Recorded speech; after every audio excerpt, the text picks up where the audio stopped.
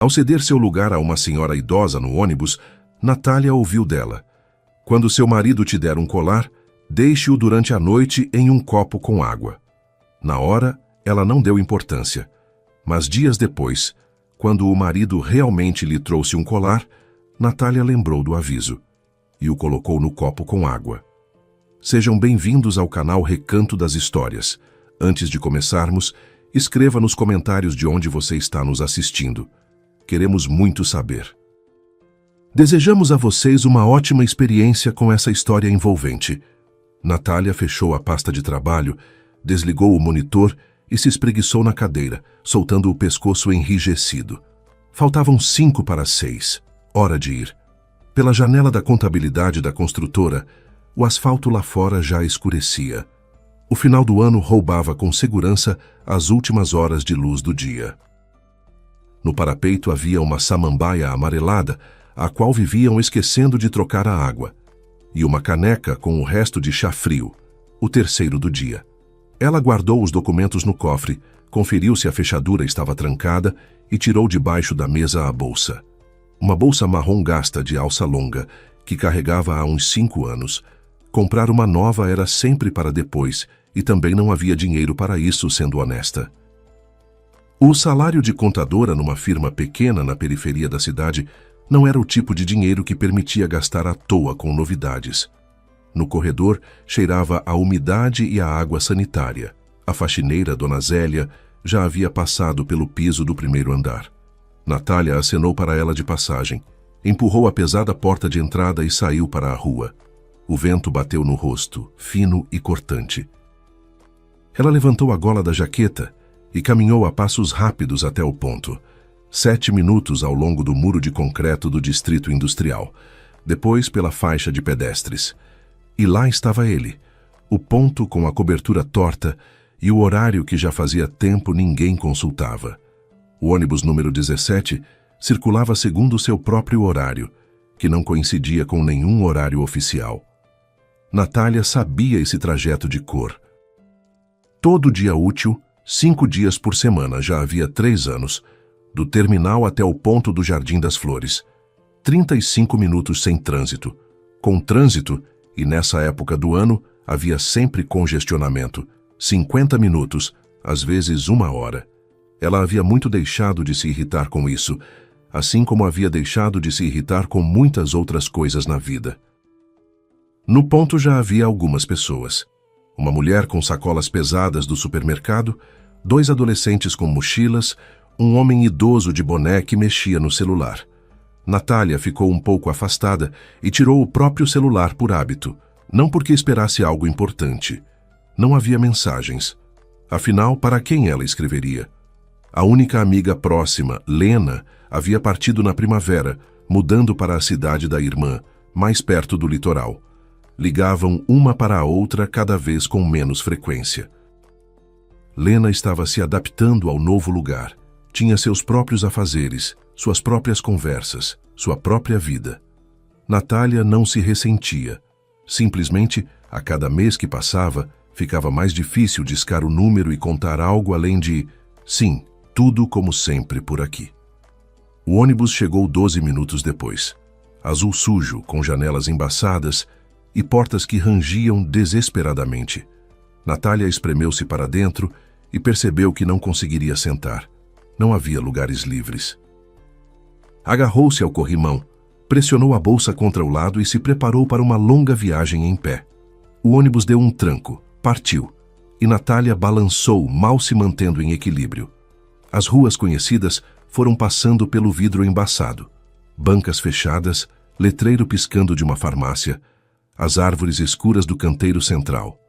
Ela olhava pela janela e pensava que precisava comprar batata e cebola, e que Igor provavelmente não tinha jogado o lixo fora. Ela tinha pedido de manhã.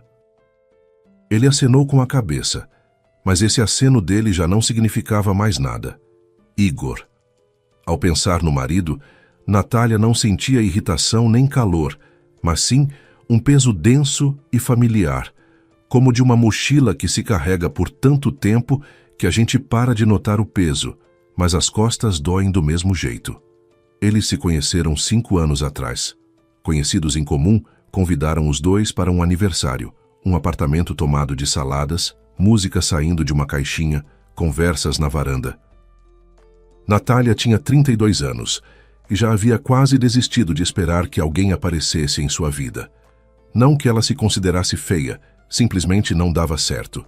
Trabalho, casa, às vezes cinema com Lena, às vezes chá na casa da vizinha. Um círculo no qual os homens não ficavam, mas Igor ficou.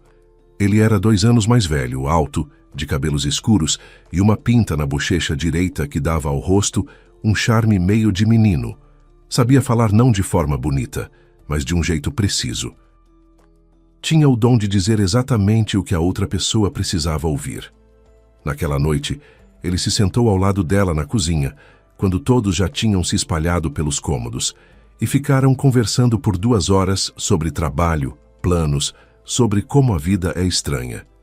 Ele trabalhava como gerente numa concessionária e falava sobre isso com humor e autoironia. Natália ria.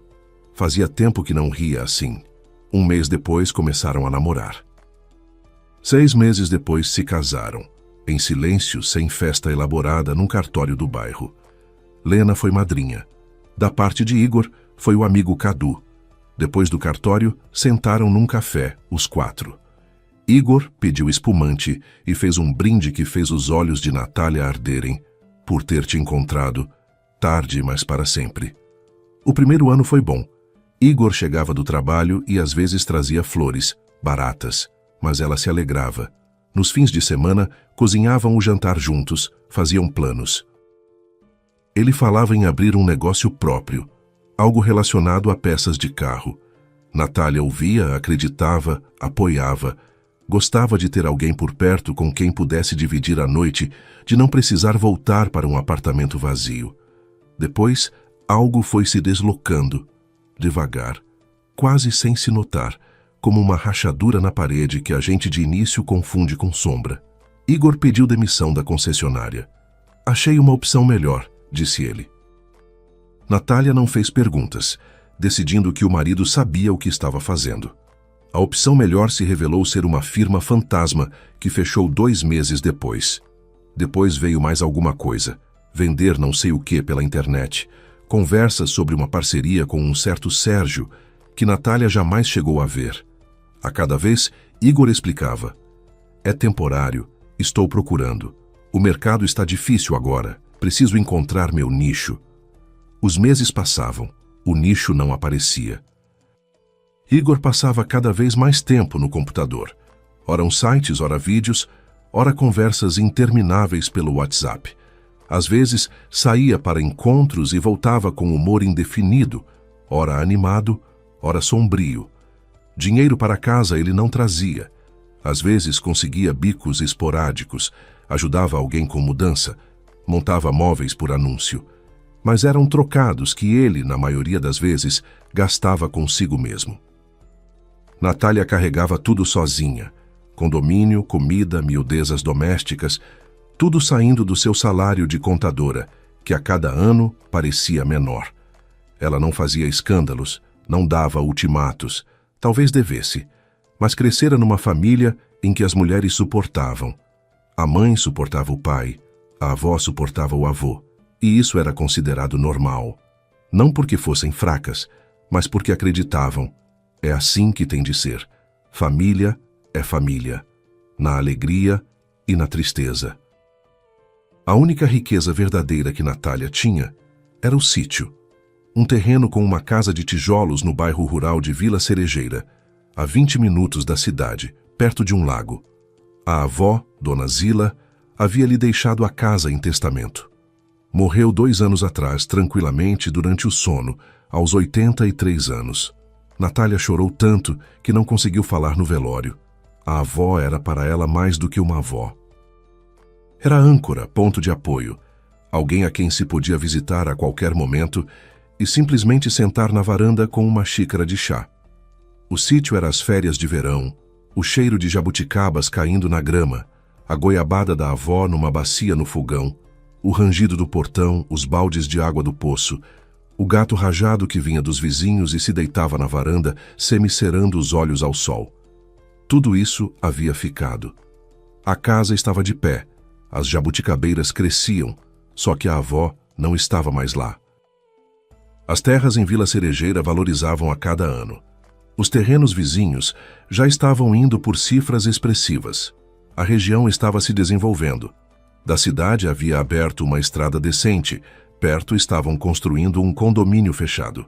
Natália sabia mais ou menos quanto valia o seu terreno, mas esse número não a interessava. Vender ela não pretendia. Igor, por sua vez, pretendia. Ele começou a tocar no assunto uns 6 meses depois da morte da avó. No início, com cuidado, como quem fala por acaso. Natália, eu estava pensando, a gente quase não vai ao sítio. Fica parado, a gente só paga imposto. E se a gente vender? Investe o dinheiro em alguma coisa proveitosa. Vi uma oportunidade, se tiver capital inicial. Natália balançou a cabeça em silêncio e foi para a cozinha. Igor não insistiu, mas alguns meses depois voltou ao assunto. Desta vez de forma mais concreta. Olha, fui me informar. Terrenos em Vila Cerejeira estão saindo a partir de 300 mil. Com a casa dá para vender por 400, se achar um comprador decente. É dinheiro de verdade, Natália. A gente poderia... Não, disse ela.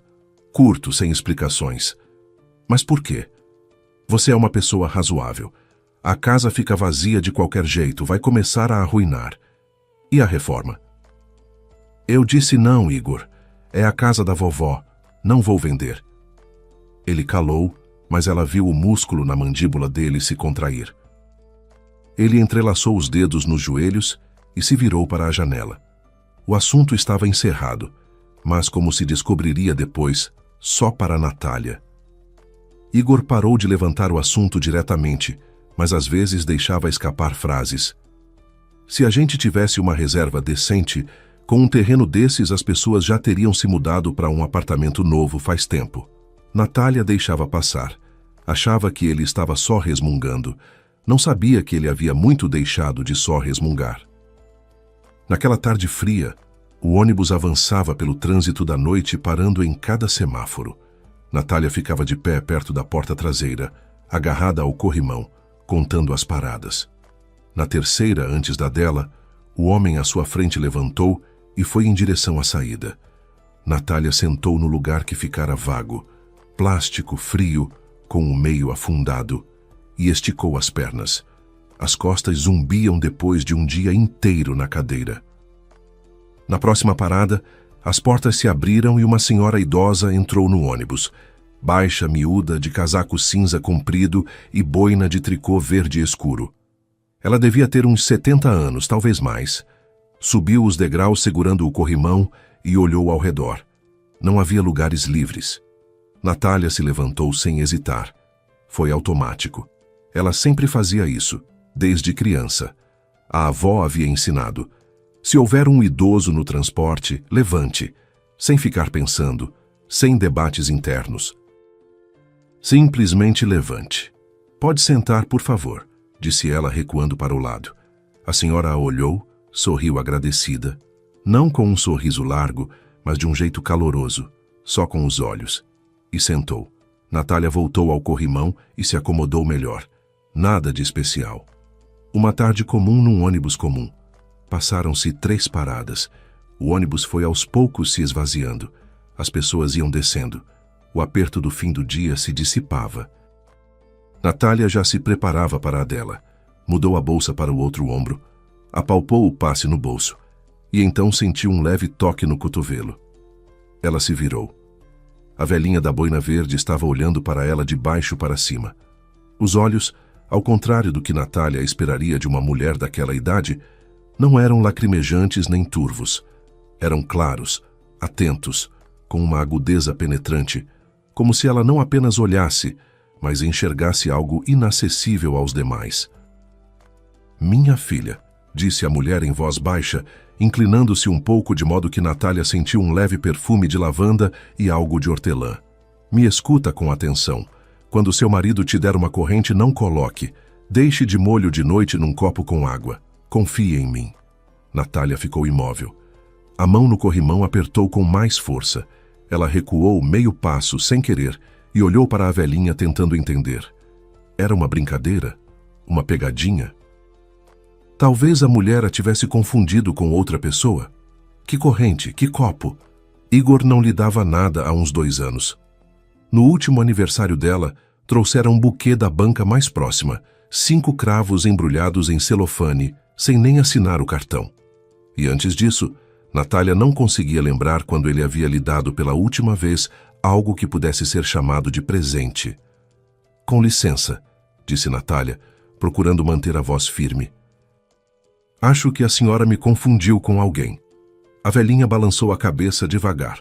O movimento era calmo, seguro. Ela não tinha dúvidas. Não confundi, Natália. É só lembrar.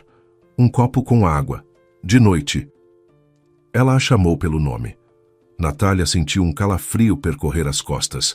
Pequeno, desagradável, como de uma corrente de ar. Abriu a boca para perguntar como a mulher sabia seu nome. Mas nesse instante, o ônibus deu um tranco, freando, e no alto-falante rascou uma voz. Jardim das Flores. As portas se abriram com um assobio. Natália deu um passo em direção à saída, pôs o pé na calçada e se virou imediatamente, espiando para dentro do ônibus pelas portas abertas. A velhinha estava sentada imóvel, com as mãos postas no colo, olhando em frente. Não para Natália, mas para algum ponto no vazio, como se 1 minuto antes não tivesse havido conversa alguma entre elas, como se nada tivesse acontecido. As portas se fecharam. O ônibus partiu. As luzes traseiras vermelhas foram sumindo na escuridão. Natália ficou parada no ponto por alguns segundos, sem conseguir se mover. Depois ajeitou a bolsa no ombro e foi andando em direção à casa, pelo pátio, passando pelo parquinho com o escorregador descascado e os balanços que chiavam baixinho no vento. O prédio de 5 andares ficava no fundo do pátio, entre ipês velhos. 3º andar, apartamento número 18. Natália subiu as escadas. O prédio não tinha elevador e abriu a porta com a chave. No corredor havia luz acesa. No cabide estava a jaqueta de Igor. Do quarto vinha um murmúrio constante. O computador, como sempre. Oi, disse Natália para o espaço enquanto tirava os sapatos. Oi, respondeu Igor de algum ponto fundo do apartamento. A voz era distraída, desatenta. Natália foi para a cozinha. A lixeira estava transbordando. O saco se projetava como um chapéu torto. Ela o tirou em silêncio. Amarrou. Pôs junto à porta e então abriu a geladeira. Prateleiras quase vazias. Um pedaço de queijo na embalagem ressecada, um pote aberto de pepinos em conserva, 1 litro de leite, ovos. Ela pegou os ovos, colocou a frigideira no fogão. Enquanto o ovo frito chiava, Natália ficou parada na janela, olhando para o pátio. O poste lá fora iluminava uma poça d'água onde se refletia um pedaço de céu escuro. E de novo, como disco arranhado, a voz ecoava dentro dela. Não confundi, Natália. Copo com água. De noite. De onde aquela mulher sabia seu nome? Natália tinha certeza de que a via pela primeira vez. O rosto era desconhecido. A voz, ela não reconheceu. Talvez a velhinha tivesse alguma ligação com a avó. Vila Cerejeira era um bairro rural pequeno, todo mundo se conhecia. Mas Natália não se lembrava entre as amigas da avó de ninguém parecido com ela. Ainda que, sendo honesta, nos últimos anos ela visitasse a avó com menos frequência do que deveria. Trabalho, vida doméstica, Igor. No jantar, se é que se podia chamar de jantar um ovo frito com pão e chá, Igor ficou sentado à frente dela, mexendo no celular sem levantar os olhos. Natália quis contar sobre a velhinha. As palavras já estavam na ponta da língua. Imagina, hoje no ônibus, mas se deteve. Algo a conteve, não medo, não suspeita, mas uma sensação difusa de que essa conversa não era para Igor, que ele dispensaria com um gesto, diria, a velha pirou, e voltaria para a tela. E provavelmente teria razão. Logicamente, claro que teria. Uma velhinha desconhecida num ônibus dando conselhos estranhos. E daí? Tem cada maluco andando no transporte público. Mas Natália não contou. Guardou os pratos, lavou a frigideira, limpou a mesa. Igor voltou para o computador. Ela foi para a cama. Apagou a luz e ficou deitada por um longo tempo olhando para o teto. Do outro lado da parede, abafada, a voz de algum vídeo zumbia. Igor assistia a alguma coisa até tarde da noite. Quando o marido te der uma corrente... Natália virou de lado, puxou o cobertor até o queixo e tentou dormir. Que corrente?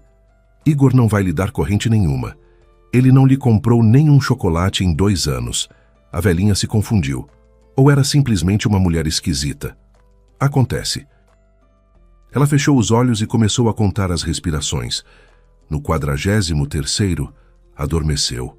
Passou uma semana. O frio se instalou de vez.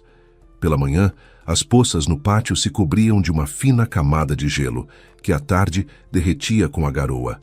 Natália ia ao trabalho, voltava no mesmo ônibus, fazia o jantar e ia dormir. Tudo como de costume. O estranho encontro no ônibus ia gradualmente se apagando da memória, como uma fotografia velha. Os contornos ainda eram visíveis, mas os detalhes já se diluíam. Natália se pegou um par de vezes, lembrando os olhos penetrantes da velhinha e o cheiro de lavanda, mas logo se continha. Que seja. Na quinta-feira à noite, uma quinta-feira absolutamente comum, sem nada de especial, Natália voltou para casa um pouco mais tarde do que de costume. No mercado, perto de casa, havia fila. Ficou uns 15 minutos esperando por um pacote de arroz e uma garrafa de azeite de soja. Subiu ao 3º andar, chacoalhou as chaves, abriu a porta e imediatamente percebeu que algo estava diferente. No corredor cheirava a colônia, não o rastro de ontem, não um cheiro que tinha ficado, mas fresco, intenso, como se alguém tivesse acabado de se borrifar. Igor estava no corredor. Estava recém-barbeado, liso até ficar azulado, como nos tempos em que eles estavam se conhecendo. Usava uma camisa azul escura com estampa miúda, e Natália não logo entendeu por que aquela camisa parecia estranha. Depois, caiu a ficha. Era nova, nunca lavada, ainda com as dobras de fábrica nas mangas. Quando ele a tinha comprado, e principalmente com que dinheiro? Natália, vem cá, disse ele com uma voz diferente, mais suave do que de costume, com uma entonação que Natália não ouvia há muito tempo, talvez 1 ano, talvez 2. Era assim que ele falava quando a cortejava, quando queria impressionar. Ela largou a sacola de compras sobre o banquinho, tirou a jaqueta. Devagar, sem pressa. Algo dentro dela já havia se retesado, como uma corda, embora ela ainda não soubesse por quê. — O que foi? Perguntou ela. — Nada. Só que tenho uma coisinha para você. Ele estendeu a mão. Na palma havia uma caixinha pequena, de veludo azul escuro. O tipo que se encontra em joalherias. Natália ficou olhando para ela sem se mover. Por alguns segundos ficaram assim. Ele com a mão estendida, ela com o cachecol úmido na mão, e no corredor havia silêncio. Só o relógio na cozinha fazendo tic-tac. — Pega logo, disse Igor. Em sua voz lampejou algo impaciente, rápido, como uma sombra atrás do vidro. — Não morde. Natália pegou a caixinha. Era leve, quase sem peso. O veludo sob os dedos parecia macio e levemente frio. — O que é isso? Perguntou ela, embora as mãos já estivessem abrindo a tampa por conta própria. — Queria te dar uma alegria. Você trabalha tanto, se cansa. Pensei que você merecia algo bonito. Dentro, sobre uma almofadinha de cetim branco, havia uma corrente de ouro, fina, delicada, com uma trança caprichada. O fecho era um pouco maior do que o comum, com um pequeno elemento arredondado que parecia um adorno decorativo. À primeira vista, simplesmente uma joia. Nada de especial. E nesse instante, Natália foi atingida. Não foi um pensamento. Foi uma sensação. Física, como um empurrão no peito. A voz da velhinha, aquela mesma, baixa, com cheiro de lavanda. Quando seu marido te der uma corrente, não coloque. Deixe de molho de noite num copo com água. Os dedos tremeram. A caixinha quase escorregou das mãos. Natália a apertou com mais força e se forçou a levantar os olhos para Igor. Ele a observava à espera, com um leve sorriso, inclinando levemente a cabeça. Assim como um cachorro inclina a cabeça quando espera que o dono jogue a bola. Ela deveria ter dito obrigada. Deveria ter sorrido, colocado a corrente, dado um beijo na bochecha dele. É assim que esposas fazem quando maridos lhes dão joias. Seria o normal. Mas normal não funcionava, porque era quinta-feira, não era aniversário, não era data de casamento, não era Dia Internacional da Mulher, porque o homem que há 2 anos não lhe comprara nem uma caixa de bombons estava de pé ali com uma camisa nova, cheirando a colônia e estendendo uma corrente de ouro. Porque a velhinha no ônibus sabia seu nome. Natália sorriu. O sorriso custou a vir, como se os músculos do rosto tivessem esquecido aquele movimento e fosse preciso reaprendê-lo. É bonita. Obrigada, Igor. Vou usar amanhã no trabalho. Hoje já é tarde e estou toda em roupa de casa. O rosto de Igor mudou. Bem de leve, por uma fração de segundo, o sorriso ficou, mas os olhos ficaram diferentes. Neles lampejou algo parecido com aborrecimento, com decepção. Ele claramente esperava que ela colocasse a corrente agora mesmo, ali no corredor diante dele. Tudo bem, como quiser, disse ele, enfiando as mãos nos bolsos. Mas use todo dia, tá? Vai te cair muito bem. Eu escolhi com cuidado. Claro, Natália concordou, com certeza. Ela levou a caixinha para o quarto, pôs sobre a mesinha de cabeceira ao lado do despertador e do copo d'água que sempre ficava ali de noite. Fechou a porta, encostou as costas nela e ficou assim por alguns segundos pressionando a palma da mão contra o peito. O coração batia rápido e irregular, como depois de uma corrida. Ela foi até a mesinha, abriu a caixinha e tirou a corrente. Segurou no ar, virou em direção à luz do abajur. A corrente parecia comum. A trança era fina e uniforme. O ouro brilhava. O fecho era um pouco mais robusto do que o usual nesse tipo de peça, com aquele elemento arredondado. Natália o examinou com os dedos. Liso, bem ajustado, sem frestas, sem detalhes suspeitos. Simplesmente um fecho. Então, o que ela estava procurando? O que temia? Uma velhinha desconhecida no ônibus havia lhe dito uma bobagem. E ela estava de pé no quarto vasculhando o presente do marido como um policial verificando um objeto suspeito.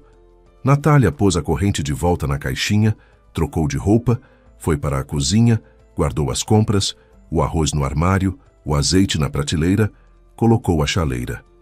Igor estava no quarto na frente do computador e Natália ouvia os cliques abafados do mouse e a tosse esporádica dele. Ela tomou chá e ficou olhando pela janela escura. Na vidraça pendiam gotas de garoa que se espalhavam no brilho do poste lá fora. Os pensamentos giravam em círculo, como um carrossel que alguém esqueceu de parar. A lógica dizia uma coisa: esqueça, tire isso da cabeça. A velhinha é excêntrica. A corrente é só uma corrente. Alegra-se que o marido lembrou de você pelo menos uma vez. Mas algo diferente. Não a lógica, algo mais fundo da região da intuição, daquele porão escuro da consciência onde a luz da razão não alcança. Esse algo diferente dizia: verifique. A chaleira apitou. Natália lavou a xícara, enxugou as mãos. Ficou à escuta. Do quarto vinha o som de algum vídeo. Igor estava ocupado. Ela abriu em silêncio o armário de cima, tirou um copo de vidro, comum, facetado, do tipo que ficava naquela cozinha havia décadas. Encheu de água da torneira, voltou para o quarto, tirou a corrente da caixinha e, cuidadosamente com 2 dedos, a mergulhou no copo.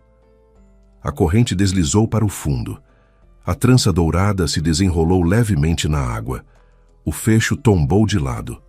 Natália tampou o copo com um pires, voltou para a cozinha, abriu a gaveta debaixo da cômoda, aquela onde ficavam as panelas, uma frigideira velha e formas de assar que ela não usava havia uns 3 anos.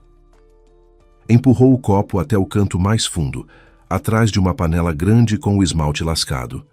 Igor nunca abria aquela gaveta. Em todos os anos, jamais. Cozinhar ele não cozinhava e utensílios não o interessavam. Ela fechou a gaveta, endireitou as costas e olhou para as próprias mãos. Os dedos tremiam levemente. Natália os cerrou em punhos, abriu, cerrou de novo. E então apagou a luz da cozinha e foi para o quarto.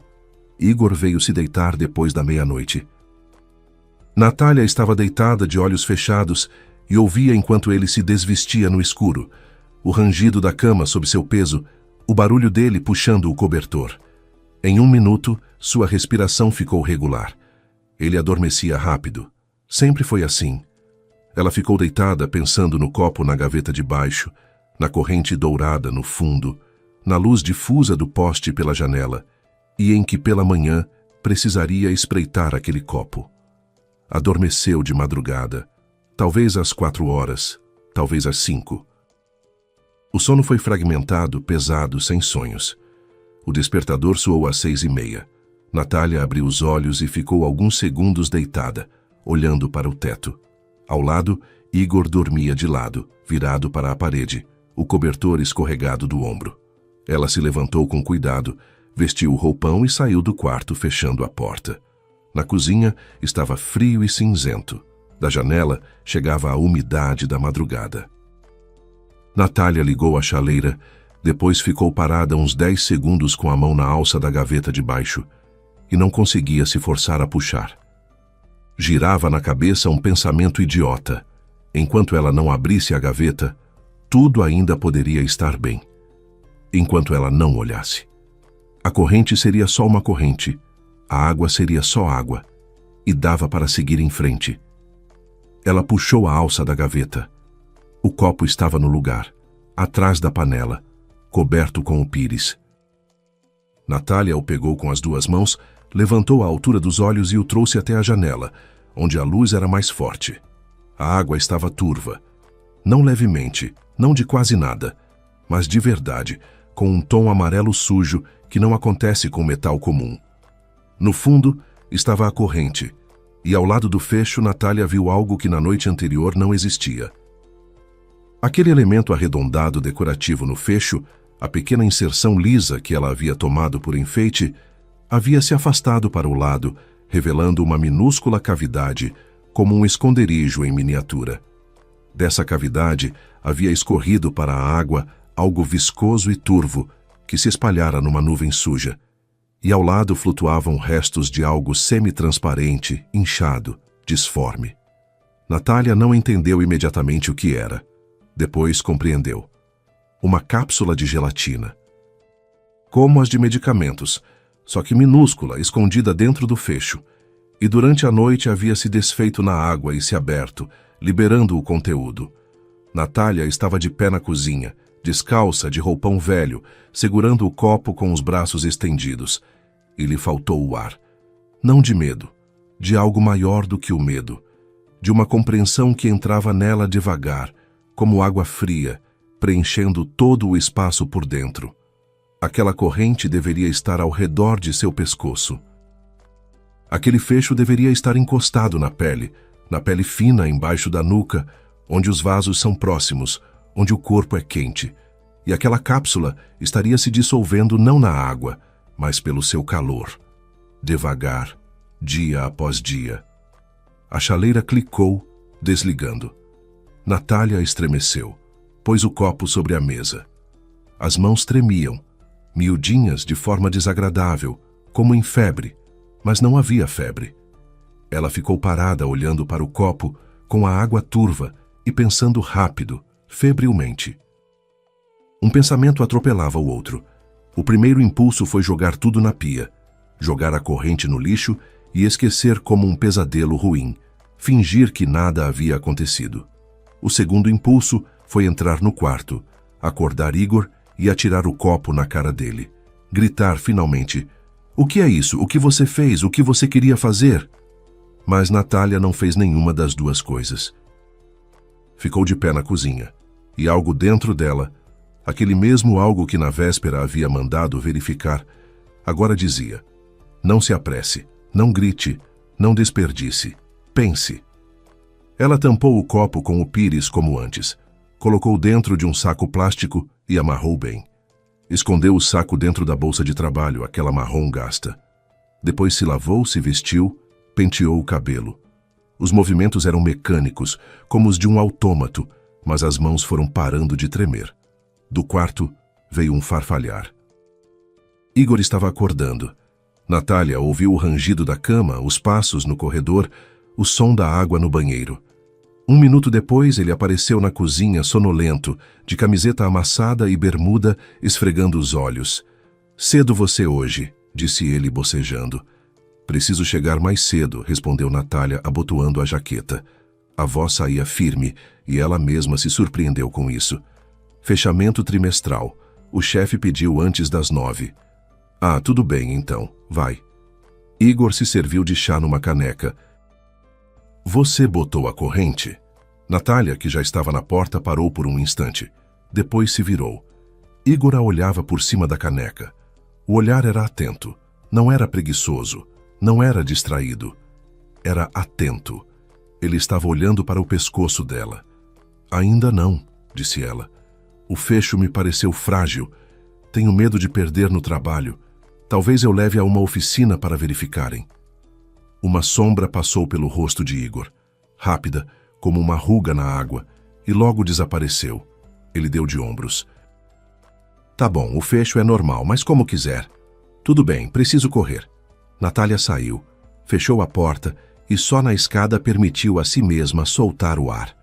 Naquele dia ela não foi ao trabalho.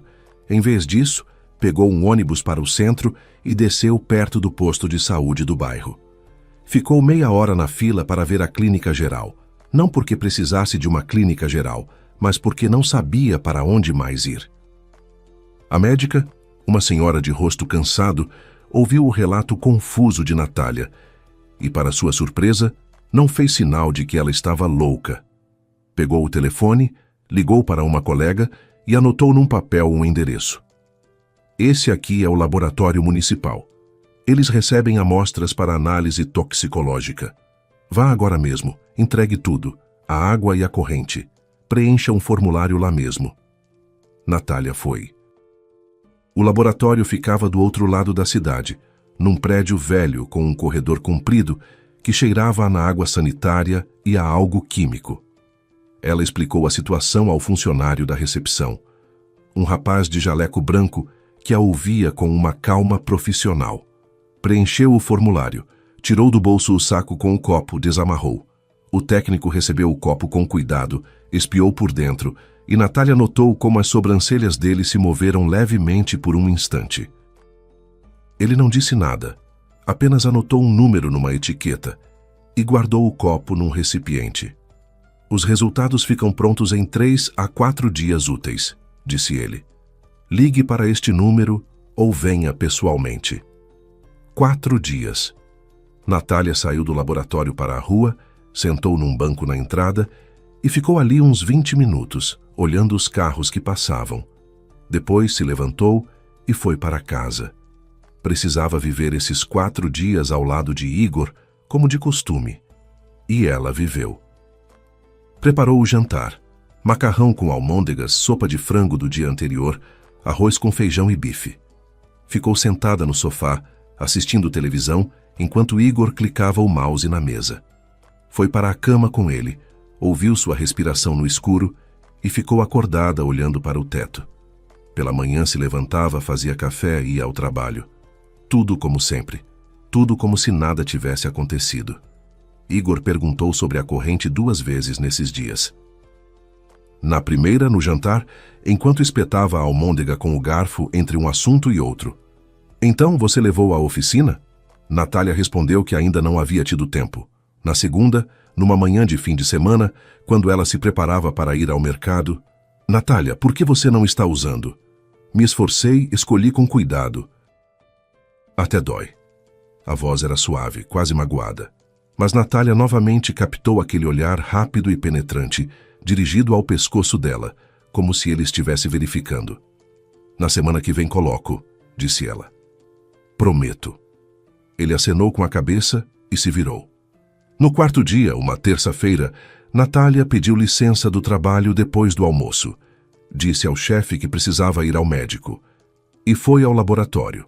No corredor estava vazio, só as lâmpadas zumbindo no teto. Ela informou o número do protocolo e lhe trouxeram um envelope. Ela o abriu com dedos que mal dobravam, sentada numa cadeira encostada na parede. A conclusão estava impressa num formulário oficial, com carimbos e assinaturas. O texto era seco, burocrático, cheio de termos técnicos, mas a essência Natália compreendeu de imediato. Na água foram encontrados vestígios de compostos de metais pesados, chumbo e tálio, em concentração significativamente superior aos limites permitidos. Em caso de contato prolongado com a pele, especialmente na região do pescoço, a substância é capaz de penetrar gradualmente no organismo. A cápsula de gelatina foi projetada para dissolução lenta pelo calor do corpo. Natália releu a última frase 3 vezes. Projetada para dissolução lenta pelo calor do corpo. O calor do seu corpo. O calor dela. Aquilo devia se dissolver sobre ela, ser absorvido por ela, envenenando-a dia após dia, semana após semana, enquanto ela ia ao trabalho, preparava sopa e adormecia ao lado do homem que havia feito aquilo. Ela dobrou a conclusão e a guardou no envelope, meteu na bolsa, se levantou, saiu do laboratório. Lá fora soprava um vento frio e Natália caminhava pela calçada sem fechar a jaqueta, sem notar o vento, nem a garoa, nem os passantes. Por dentro estava vazio e pesado ao mesmo tempo, como num quarto de onde se tiraram todos os móveis, mas se esqueceu de apagar a luz. Ela não foi para casa. Foi para a delegacia. Na delegacia havia barulho. Atrás da parede, discutiam em voz alta. Portas batiam. O telefone tocava sem que ninguém atendesse.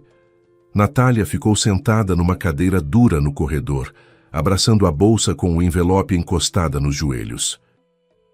O plantonista atrás do vidro demorou a ligar para alguém, mas depois a acompanhou a uma sala no 2º andar.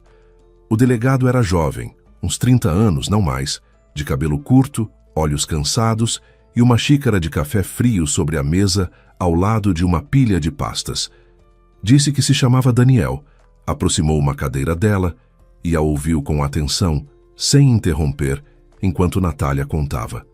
Ela falou com calma, em ordem. Ela mesma se surpreendia com aquela calma. A corrente, o copo, o laboratório, o laudo. Colocou sobre a mesa o envelope com os resultados e o saco com a corrente, que havia buscado no laboratório junto com o laudo. O delegado desdobrou o formulário, leu, levantou os olhos. A senhora entende que esta é uma acusação grave? Entendo, respondeu Natália. Por isso trouxe evidências, não vim apenas com uma história. Ele acenou com a cabeça, tirou da gaveta um formulário de boletim de ocorrência e lhe estendeu uma caneta. Natália escreveu durante muito tempo, com cuidado preenchendo cada linha com letra miúda. Quando terminou, o delegado releu o documento, fez algumas perguntas de esclarecimento. Quando exatamente Igor havia presenteado a corrente, como ele se comportara depois, se perguntava sobre ela. Natália respondia curta e precisamente. Daniel anotava no bloco. Vamos solicitar uma nova perícia pelo nosso laboratório, disse ele.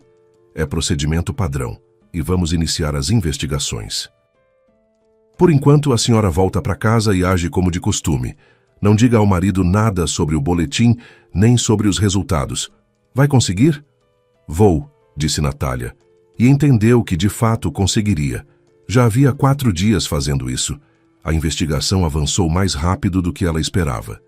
3 dias depois a ligaram pedindo que fosse à delegacia. Daniel a recebeu na mesma sala, só que havia mais pastas sobre a mesa, e a xícara de café era outra, com a borda lascada. A segunda perícia confirmou os resultados, disse ele. Talho e chumbo. Agora estamos verificando onde exatamente a corrente foi modificada. Solicitamos as gravações das câmeras de segurança das joalherias da cidade. Levará algum tempo, mas já estamos reduzindo o círculo.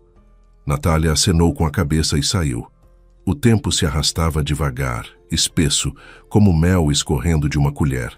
Ela continuava indo ao trabalho, voltando para casa, fazendo o jantar. Igor não notava nada, ou fingia não notar. Ele passou a perguntar com menos frequência sobre a corrente. Às vezes jogava uma frase de passagem, como quem não quer nada. Então ainda não colocou.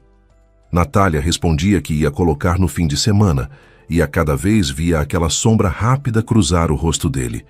Algum tempo depois, o delegado ligou de novo. A voz era outra, composta, direta.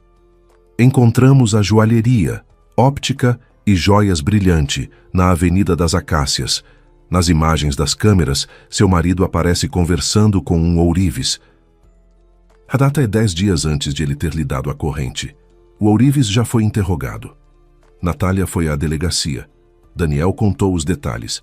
O ourives, um homem de meia idade que trabalhava na joalheria há mais de 20 anos, declarou que o cliente havia chegado com uma corrente pronta e pedido uma coisa incomum: criar no fecho uma pequena cavidade com tampa, onde se pudesse colocar uma cápsula de gelatina. Explicou que dentro haveria ervas aromáticas e medicinais. A esposa estaria doente e um médico naturista havia recomendado carregá-las junto ao corpo.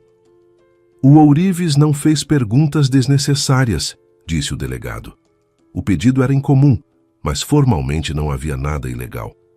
Executou em 3 dias, cobrou um valor razoável, mas há mais. Ele abriu a pasta e tirou um protocolo de interrogatório.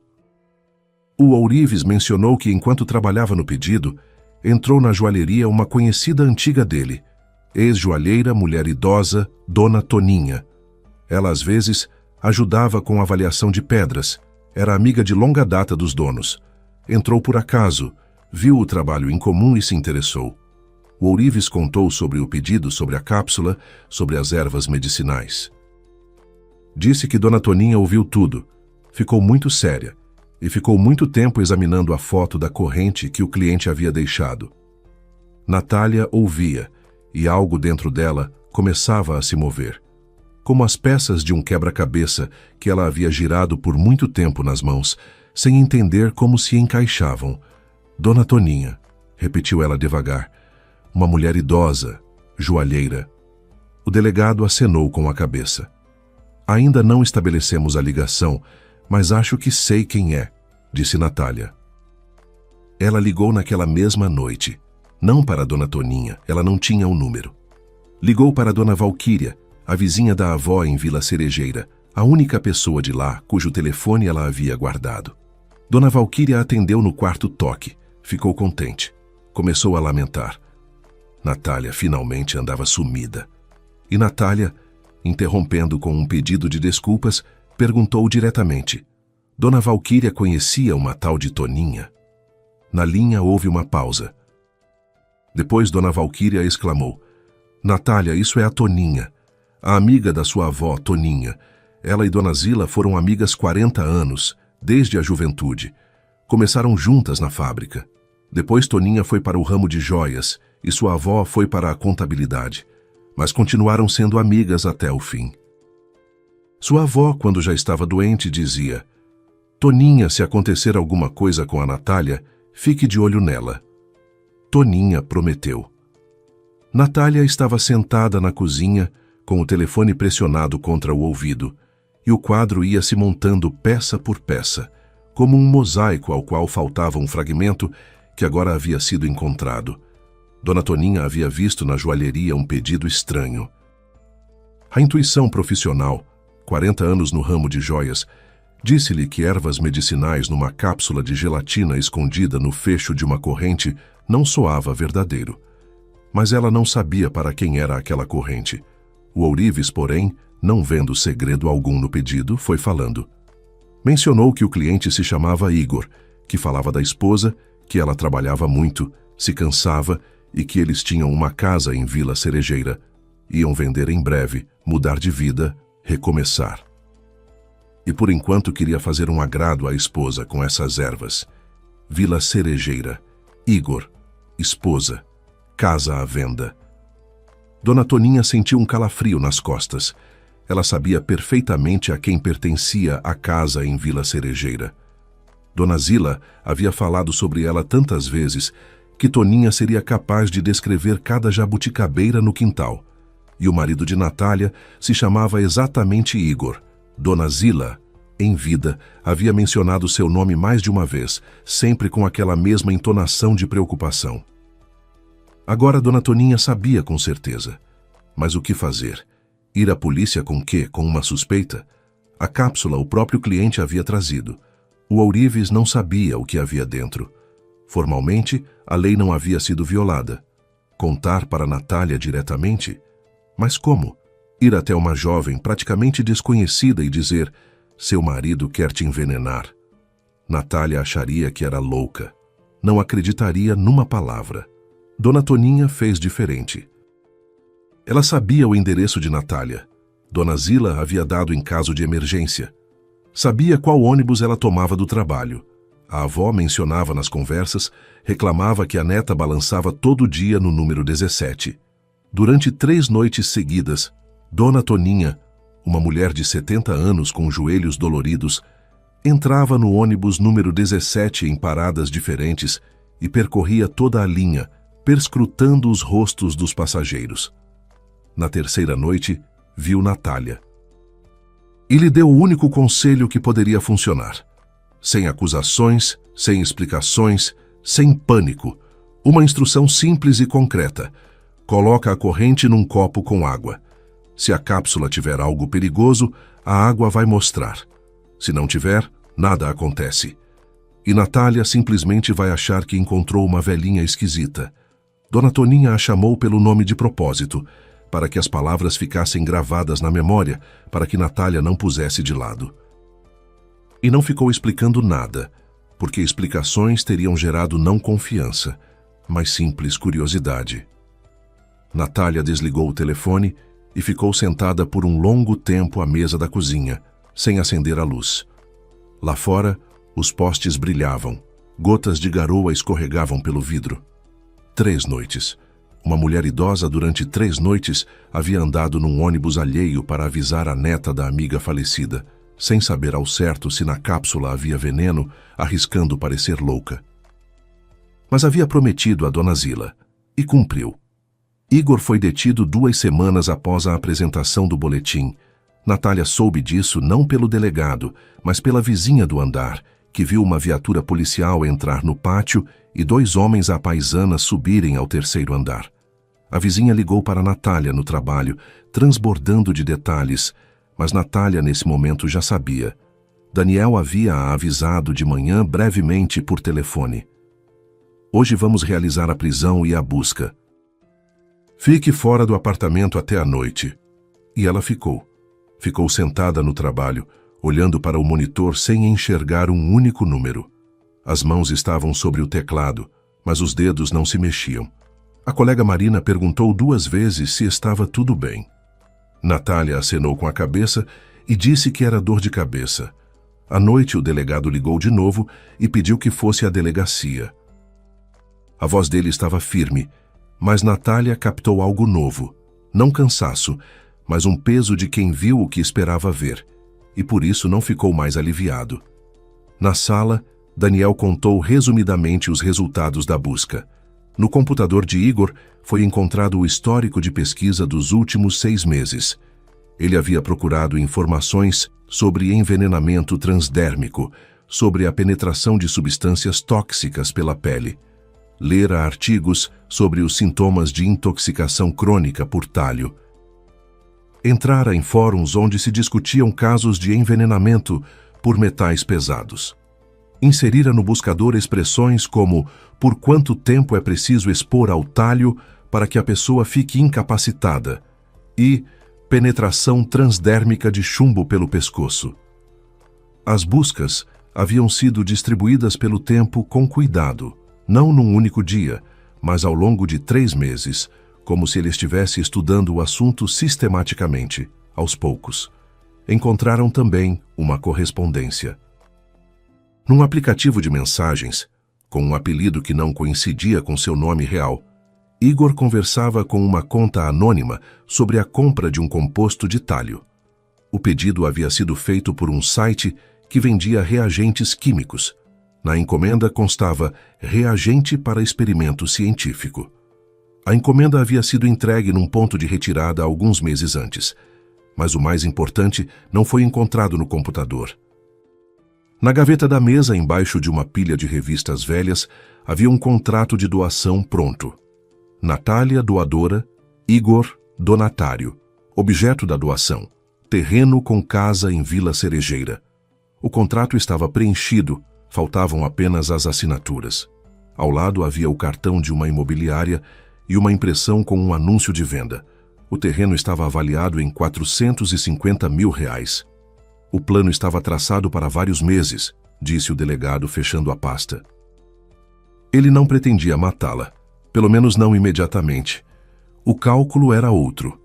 Com o uso diário da corrente, a cápsula iria se dissolvendo gradualmente pelo calor do corpo. Microdoses de substância tóxica penetrariam pela pele. Após algumas semanas, surgiriam sintomas: cansaço crônico, dores de cabeça, confusão mental, fraqueza. Os médicos provavelmente atribuiriam ao esgotamento ou à exaustão nervosa. Nesse estado, deprimida, raciocínio comprometido, a senhora, pelo cálculo dele, assinaria sem grande resistência os documentos de transferência da propriedade e depois a venda. Natália ouvia e sentia que algo dentro dela se apagava definitivamente. Não raiva. A raiva havia queimado faz tempo. Não medo. O medo ficara para trás. Ao longo dos dias de espera, a última faísca, aquela que por semanas, em algum fundo de si mesma, ainda esperava que fosse um erro, que houvesse uma explicação, que Igor não pudesse, essa faísca havia se apagado. Podia. Calculara tudo. Encontrou a substância, encontrou o ourives, preparou o contrato, encontrou um comprador. 450 mil. Era assim que ele avaliava a vida dela. Não a vida, a saúde, a razão, a capacidade de dizer não. No interrogatório, Igor primeiro negou tudo. Disse que a corrente era um presente comum, que nunca ouvira falar de talho, que o histórico de buscas no navegador era por simples curiosidade. Estava assistindo a um documentário e quis ler mais. Quando lhe mostraram a correspondência sobre a compra do reagente, ficou em silêncio por alguns minutos e então mudou de tática. Disse que a cápsula de fato continha ervas medicinais, que a perícia havia se enganado, que ele só queria ajudar a esposa com o cansaço crônico, mas o conjunto das provas não lhe deixava espaço para manobra. O laudo laboratorial, confirmado 2 vezes, o depoimento do ourives, a gravação das câmeras de segurança, o histórico do navegador com dezenas de buscas intencionais, a correspondência sobre a compra do talho, o contrato de doação pronto, o cartão da imobiliária. Cada prova isolada poderia ser contestada, mas juntas formavam uma linha reta e implacável, como trilhos. O processo criminal foi enquadrado como tentativa de lesão corporal grave. Natália entrou com o divórcio no mesmo mês. O procedimento se revelou simples. Igor, sob investigação, não contestou. Os documentos foram processados rapidamente, sem disputas sobre bens, sem encontros no tribunal. Natália juntou as coisas dele, colocou em 2 sacos pretos e os levou à mãe de Igor. Uma mulher idosa que abriu a porta, olhou para os sacos, depois para Natália e os pegou em silêncio, sem fazer uma única pergunta. O apartamento ficou vazio. Natália caminhava pelos cômodos e ia se reacostumando com o silêncio. A mesa do computador de Igor ela desmontou e levou para a varanda. No lugar dela, pôs o abajur da avó, que estava guardado no vão do armário. Nas noites o acendia, sentava na poltrona e lia, pela primeira vez em vários anos. Antes não havia tempo nem forças. Encontrou Dona Toninha através de Dona Valquíria. Ela deu o número e Natália ligou, brevemente de forma atrapalhada, pedindo para se encontrarem. Dona Toninha concordou imediatamente, sem perguntas, só perguntou: "Você está bem, Natália?" E a voz dela tremeu. Natália foi visitá-la num sábado de manhã com um buquê de crisântemos brancos, grandes, daqueles que vendiam no mercado perto de casa. Dona Toninha morava no 5º andar de um velho prédio, num apartamento de um cômodo repleto de estantes e vasos de violetas africanas.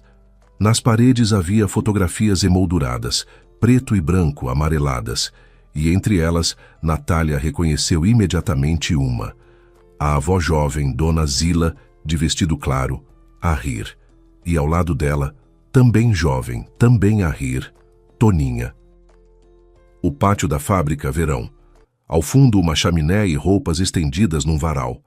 Na cozinha minúscula de janela para o pátio, cheirava a canela e a algo de maçã. Sobre a mesa, havia uma chaleira com um abafador de malha, 2 xícaras de borda azul e um prato com bolo de maçã cortado em fatias caprichadas. Senta, disse Dona Toninha, colocando os crisântemos numa jarra com água. Come, é a receita da Zila, aliás. Ela sempre punha mais canela do que mandava a receita, e estava certa. Natália sentou, pegou um pedaço de bolo, mordeu e reconheceu o sabor, exatamente igual ao da avó. O mesmo bolo, as mesmas maçãs, a mesma canela a mais. A garganta apertou. Dona Toninha sentou-se do outro lado, envolveu a xícara com as palmas e começou a contar, sem pressa, em voz baixa. Como elas se conheceram na fábrica, as duas com 19 anos, como iam juntas ao cinema às terças, depois tomar sorvete numa sorveteria. Como Toninha foi para a joalheria e Zila para a contabilidade. Mas todo sábado se telefonavam, e assim durante 40 anos sem interrupção. Ela me contava tudo sobre você, dizia Dona Toninha, olhando para a xícara. Como você se saía na escola, como entrou na faculdade, como se apaixonou pela primeira vez na 9ª série e chorou na cozinha dela. Ela se orgulhava de você. E quando você casou? Ela ficou contente, claro, mas se preocupava. Dizia, o marido da Natália não é ruim, parece, mas não é confiável, não tem firmeza, e olha para o meu sítio de um jeito estranho. Eu disse na época, não inventa, Zila, os jovens vão se entender. Ela balançou a cabeça. Ela respondeu que... Dona Toninha ficou calada, pôs a xícara sobre a mesa. Ela disse, Toninha, se acontecer alguma coisa comigo e a Natália estiver em apuros, não deixe ela na mão. Te peço, não tenho mais ninguém a quem pedir. Na cozinha havia silêncio. Lá fora pombos andavam pelo parapeito, batendo as unhas. Eu prometi, disse Dona Toninha simplesmente. E quando vi aquele pedido na joalheria, aquela cápsula no fecho, aquelas ervas medicinais, e depois ouvi o nome do cliente, Igor, que tinha uma casa em Vila Cerejeira à venda, algo dentro de mim partiu. 40 anos no ramo de joias, Natália, já vi de tudo, mas uma cápsula num fecho de corrente nunca. Pessoas normais não fazem isso. E aí, Vila Cerejeira, Igor, tudo bateu. Lembrei imediatamente da Zila, como ela se preocupava com você, como dizia que o marido era pouco confiável, que ficava de olho no sítio, e não pude deixar assim. Natália estava sentada, os dedos entrelaçados nos joelhos. O bolo esfriava no prato. Da parede do vizinho chegava música baixa, algo melódico, antigo, do tipo que a avó ouvia no sítio com as janelas abertas de par em par. A senhora ficou 3 noites no ônibus, disse Natália. Com joelhos doloridos no frio. Dona Toninha acenou com a mão. Que joelhos? Doem há 20 anos, já me acostumei. E o ônibus? O quê? O ônibus? Com assento. Já passei por coisa pior. Ela sorriu, e naquele sorriso, Natália viu de repente a avó. Não o rosto, não as feições, mas algo diferente. Aquela mesma força tranquila e discreta que não faz alarde de si mesma, não exige reconhecimento, mas simplesmente faz o que precisa ser feito, porque é o que é certo. Natália a abraçou, com força de forma desajeitada, enterrando o rosto no ombro que cheirava a lavanda e hortelã, aquele mesmo cheiro do ônibus, e chorou, pela primeira vez em todas aquelas semanas. Pelo copo de água turva, pelos 4 dias de espera, pelo corredor do laboratório, pela sala do delegado, pelos sacos pretos com as roupas de Igor, pelo contrato de doação na gaveta da mesa, pela avó que ela não tinha conseguido visitar no último mês, pela jabuticabeira no quintal do sítio, por tudo que podia ter sido tirado dela e não foi, porque uma mulher idosa havia cumprido sua promessa. Dona Toninha acariciava-lhe a cabeça em silêncio. Não falava nada, simplesmente a amparava. O sítio Natália não vendeu. Nas férias seguintes, quando o julgamento de Igor ainda estava em curso, ela se afastou do trabalho por alguns dias e foi à Vila Cerejeira. Sozinha, de ônibus até o terminal, depois 15 minutos a pé pela estrada de terra, passando por um campo de girassóis e um velho poço com tampa de madeira. O portão abriu com seu rangido habitual. O quintal estava tomado pela vegetação, capim até o joelho. Junto à cerca havia goiabeira crescida. Pelo caminho brotaram dente de leão. Natália foi até a casa, subiu na varanda, girou a chave na fechadura. A porta abriu pesada, com esforço. Havia inchado com a umidade. Por dentro, cheirava a madeira velha e algo levemente adocicado, talvez jabuticabas do ano anterior que ela não havia recolhido. Ela foi abrindo as venezianas uma a uma, dando a volta pela casa, empurrando as folhas pesadas, deixando a luz entrar. Abriu as janelas. O vento entrou nos cômodos, moveu as cortinas da avó, brancas com rosas bordadas nas bordas. Natália ficou parada no meio da cozinha, olhando para a mesa onde a avó fazia goiabada, para a prateleira com os potes, para o relógio de parede que havia parado faz muito tempo e que ela não se resolvia a tirar. Ela ficou em Vila Cerejeira uma semana. Ceifou o capim, podou a goiabeira, caiou os troncos das jabuticabeiras, assim como a avó ensinara, grosso, até o primeiro galho. Remexeu as coisas no armário, não jogou nada fora, só arrumou mais caprichosamente. Consertou a torneira pingando na cozinha. Nas noites, sentava na varanda com uma xícara de chá e ficava vendo o sol se pôr atrás do lago, pintando a água de laranja escuro. Dona Valquíria aparecia todo dia, trazia ora salgadinhos, ora pepino da horta, ora simplesmente passava para conversar. No terceiro dia, veio Dona Toninha. Estava visitando conhecidos num sítio próximo e passou pelo caminho. Tomaram chá juntas na varanda, as três, e Dona Valquíria contava como a avó, certa vez, havia expulsado o bode do vizinho com uma vassoura. Dona Toninha ria e acrescentava detalhes que Dona Valquíria não lembrava. Antes de partir, Natália saiu até o portão e pregou no poste uma plaquinha de madeira. Havia encomendado a um artesão local, simples, sem adornos, com letras gravadas a fogo. Casa de Dona Zila. A plaquinha estava presa nivelada. As letras eram nítidas e o sol da manhã incidia sobre elas com uma luz suave e oblíqua. Natália ficou parada, ajeitou a plaquinha, passou o dedo pelo nome da avó. Depois fechou o portão, jogou a bolsa sobre o ombro e foi caminhando em direção ao ponto de ônibus. Ela seguia pela estrada de terra, passando pelo campo, passando pelo poço, e pensava que a avó continuava por perto, não em nenhum sentido místico, mas no mais simples e real. Na promessa que uma amiga havia feito à outra, nas 3 noites num ônibus frio, no copo com a corrente escondido na gaveta da cozinha, no bolo de maçã com canela, com mais do que mandava a receita. Nos olhos penetrantes e claros que olhavam por baixo de uma boina verde e diziam: prometi, e não deixei na mão. Natália começava a vida de novo, sem medo, sem olhar para trás, com a chave do sítio no bolso e com a certeza silenciosa de que o mais importante na vida não são correntes de ouro nem centenas de milhares por um terreno, mas as pessoas que cumprem sua palavra, mesmo quando aquela a quem a deram não está mais por perto. Obrigada por acompanhar essa história. Com vocês foi o canal Recanto das Histórias. Pedimos desculpas por eventuais erros. Escrevam nos comentários o que vocês acharam. Se gostaram, inscrevam-se no canal.